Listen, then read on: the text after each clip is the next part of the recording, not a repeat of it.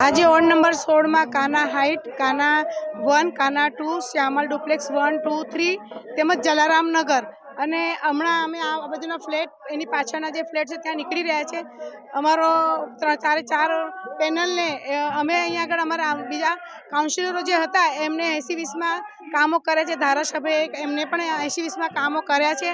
તેમજ અહીંયા અમારા કાઉન્સિલરે બાકડાઓ પણ નાખ્યા છે. એટલે એમને એવું જણાવ્યું છે કે તમારે કોઈ આવવાની જરૂર નહીં, તમારા કામ જ બોલાય છે.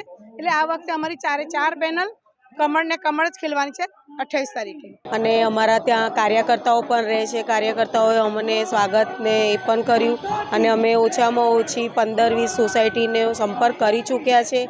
અને આટલા તાપમાં પણ ત્યાંના લોકોનો, સ્થાનિકોનો અમને પાણી સાથે કે બેનના પાણી પી લો, તડકો બહુ છે, ચિંતા ના કરતા, અમે તમારી સાથે જ છે. લાઈનો જે નાખવાની હતી એ લાઈનો પણ નખાઈ છે. અને પાણીનો જે બી પ્રોબ્લેમ હતો, પાણી માટે પણ અહીંયા કામગીરી ચાલુ જ છે અમારા ધારાસભ્યના કોટામાંથી, જે હવે આચારસંહિતા પછી ફરી કામ ચાલુ થશે. અને લોકોનો સારો એવો અમને એ છે.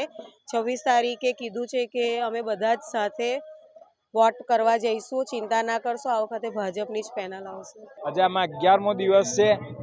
વોર્ડ નંબર 16માં વિવિધ વિસ્તારો જેવા કે કાન્હા, આઇકોન, કાન્હા, જલારામનગર, રિદ્ધિ સિદ્ધિનગર, એ ત્યાર પછી ત્રિભુવનેશ્વર મહાદેવ, શ્યામલ બંગલોઝ, ત્યાંથી સીધો હાઈવે તરફનો જે બધો ભાગ છે ત્યાં અમે ઘરે ઘરે લોક સંપર્ક કરી રહ્યા છે અને બધાનો સારો પ્રતિસાદ મળી રહ્યો છે. આપણો આખો રેલી આજે બાઇક ઉપર કરી રહ્યા છે.